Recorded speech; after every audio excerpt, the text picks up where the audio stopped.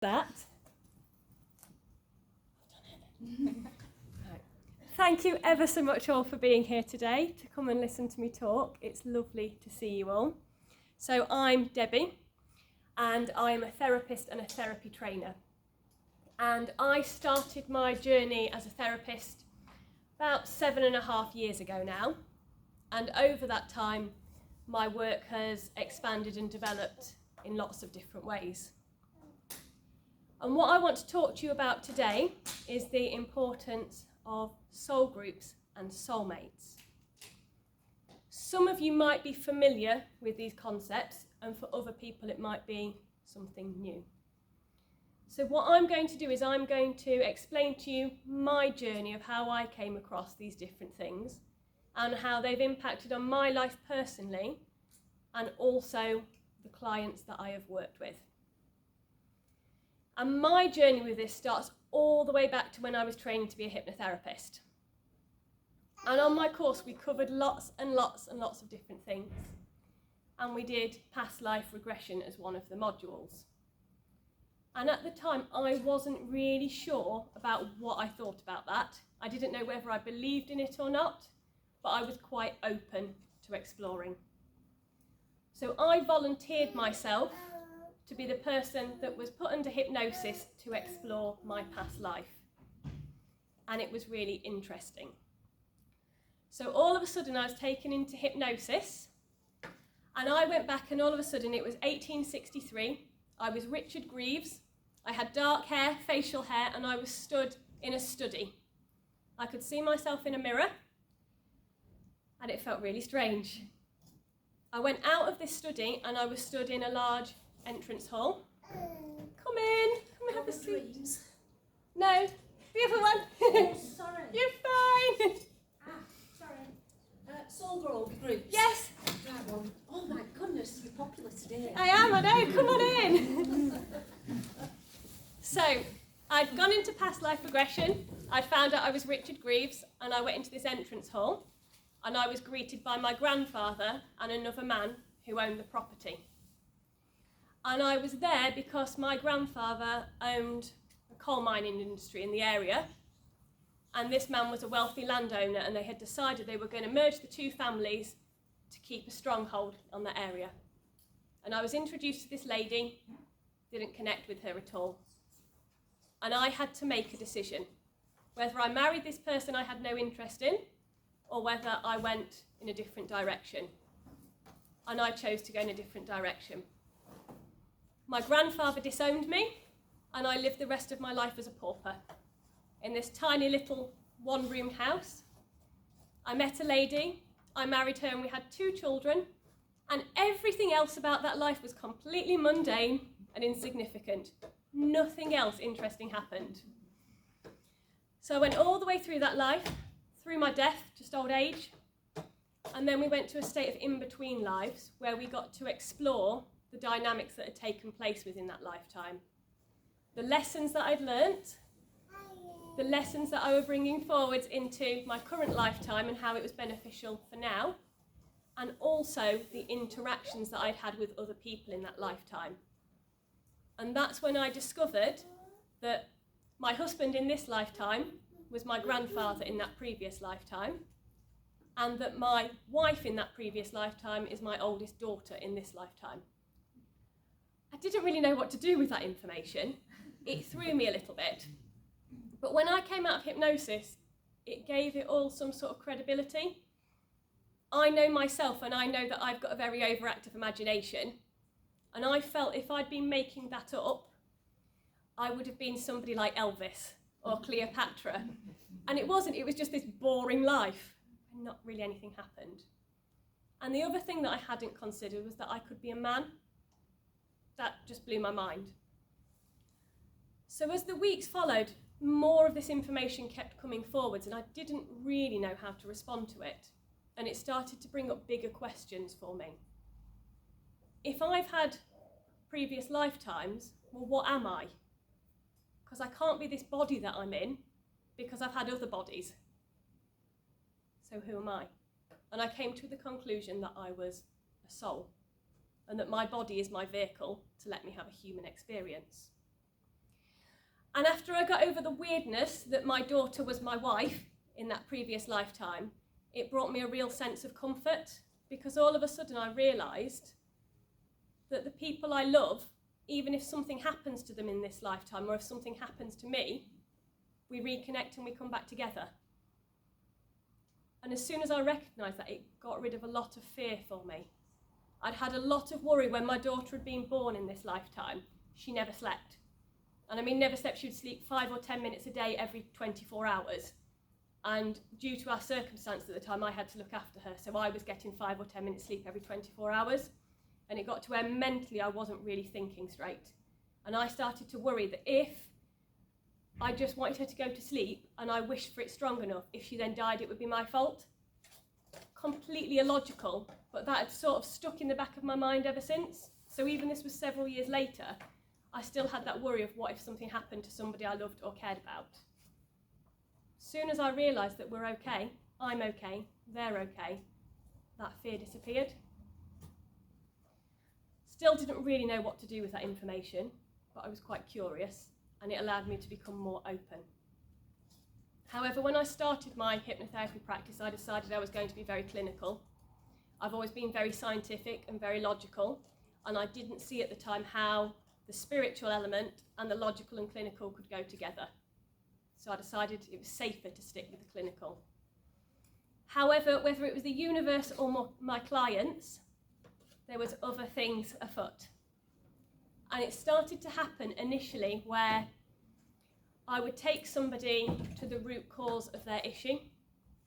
So, for example, I had a gentleman that came to work with me who had excruciating headaches. So much so that he wanted to kill himself. Couldn't get rid of these headaches. They tried all sorts of things, little operations on him, medication, nothing worked. And I just asked him to go to the root cause of what was causing that issue. And it could have been something in this lifetime, from his adulthood, from his childhood.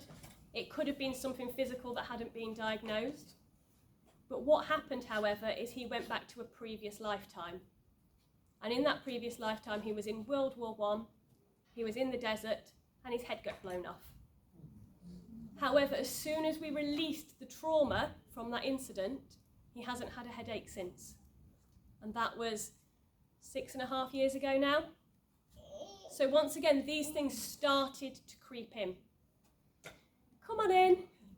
Not long after that, I was working with a lady, and once again, she had difficulty speaking her truth in her relationships. And she'd also had a difficult dynamic with her sister. Her sister felt quite overpowering, wanting to protect her, wanting to love her, and she just wanted to keep her at a distance. And she felt quite suffocated. So once again, asked her to go back to the root cause, and there she found herself in her previous lifetime where she was burnt at the stake as a witch. And what she'd been was a healer in that lifetime. However, her sister had been jealous of her and had accused her of witchcraft, and as a result, she'd been killed. Now, what we discovered when I took her to that in-between life state was her sister in that lifetime that had accused her of witchcraft was her sister in this lifetime. And they had come back together so that her sister had the opportunity to put it right. However, she wanted to keep her at a distance. So all of a sudden there was this power struggle of, I don't trust this individual, and the other individual wanting to embrace them. However, as we started to unpick and release that experience, all of a sudden she recognised that her sister had come back to heal the situation, and it allowed her to be more open and responsive. And through this work, that's what we tend to discover, that relationships and dynamics happen for a reason. So how I imagine it is a bit like a tree. So we're all here on planet Earth, living our lives, but we also exist at another plane of reality at a soul level. And I imagine that a bit like a tree. So on your little twig, you've got you and you're one of the leaves. And then next to you is maybe the closest soul. And that could be perhaps somebody you consider a soulmate or a twin soul. The other leaves on that same twig are also very closely spiritually connected in your soul group. However, that twig is also connected to a stick, and there's all these other leaves, and that's to a branch until there's a whole tree. And I tended to find people will reincarnate together within certain groups. So more often than not, you will reincarnate with some of the people in each lifetime that are on your twig or on your stick. But occasionally somebody might need to come from a completely different branch to assist you. And that is planned before we even incarnate. So what appears to happen, and I don't know everything, this is what I learn through my clients, and then I go and research it and find out. But my knowledge keeps on evolving and keeps changing. So when I've taken someone through a past life, we go all the way through that lifetime, all the way to their death, and then all the way to the beyond. What happens in between? And there we tend to find that some planning takes place. Planning as to what needs to take place in subsequent lifetimes to help that individual learn and grow, or to help them heal and balance out karma. And other souls that are part of that same group come to assist, and they do that in different ways. So it might be that that individual comes to provide you with love and support and companionship. That's very much the case with me and my husband in this lifetime. We appear, from what we've discovered so far, we're very different ends of the same tree, and we may even be from completely different trees.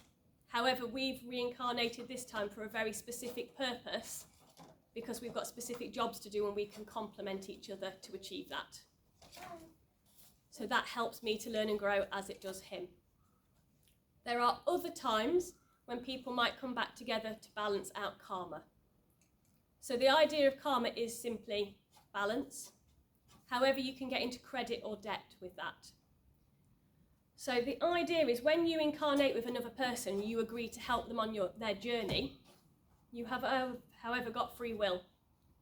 And it's up to you whether you follow that life path that was set out for you or whether you do something different.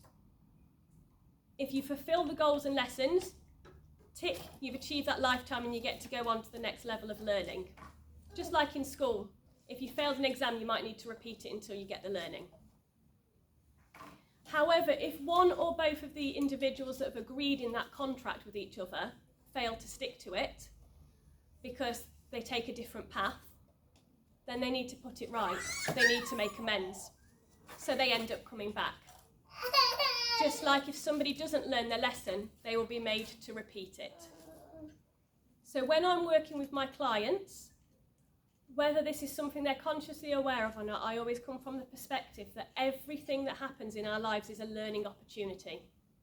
It's there to help us heal, to help us grow, or to help somebody else. And when we start to recognise things as a learning opportunity, it allows us to perceive things in a very different way. We stop taking things personally and we start to retrieve our power, realising that we have choice.